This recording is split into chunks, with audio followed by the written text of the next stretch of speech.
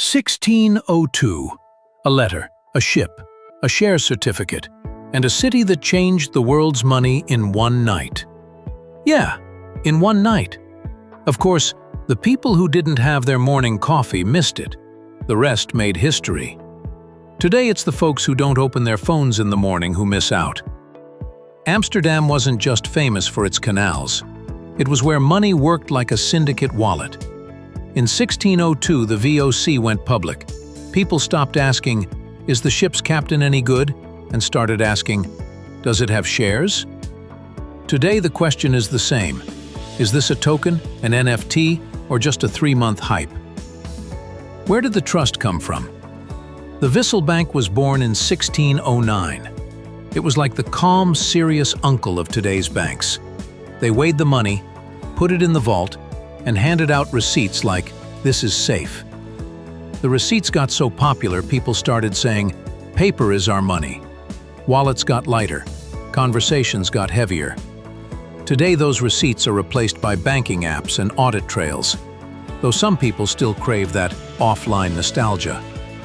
You buy a VOC share, then you watch prices over coffee on the bridge. You sell at lunch and regret it by late afternoon. Sounds modern, right? Because it was. Amsterdam invented the secondary market. Shares circulated hand to hand, with gossip and coffee. I check shares over my morning coffee, sell at lunch, and buy back by evening. Back then they didn't call it day trading, but honestly, people haven't changed that much. The only difference is now I post my coffee on Instagram, and my portfolio gets reactions. VOC wasn't just a group of brave sailors. They eased the worry of, if I sink the ship, I lose my whole house, by giving investors limited liability. So risk sharing was born, like car sharing, but with massive ships. Today that idea sounds like a startup investor saying, "We limit downside," in a pitch meeting. One of the first people to document markets was Joseph de la Vega. His book shows the market as a theater of emotions: joy, fear, pride, and that wait for the news procrastination. Humanity is still the same, only the shirts are different. Everyone panics because the spy ship is late. I panicked and bought chestnuts. Then the ship arrived and the chestnuts were still there. Point is, both stocks and chestnuts can be speculative. Today the same thing plays out with meme stocks.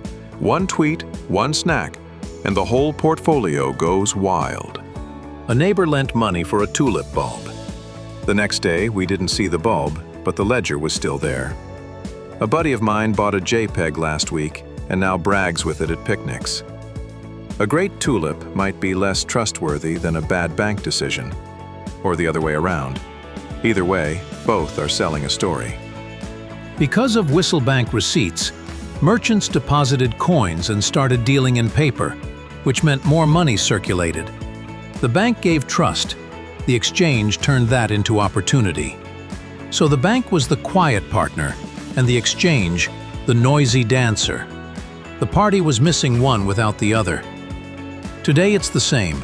Without infrastructure, banks, clearinghouses, your hot new app can spike and then crash. Imagine, some people organize the receipts backstage while others dance on stage. We buy tickets to that dance. Today the dance is a trading app. Everyone's dancing, but you can't always see who's settling the bills behind the curtain.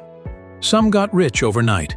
Others woke up and checked their accounts wondering, "Why's my wallet empty?" Amsterdam wasn't a casino, but it was a theme park of finance. Some rode the rides again. Some vanished. Today, it's the same. Some influencers wake up, check the bank and say, "Tweet time," while others see their balance and let their coffee go cold.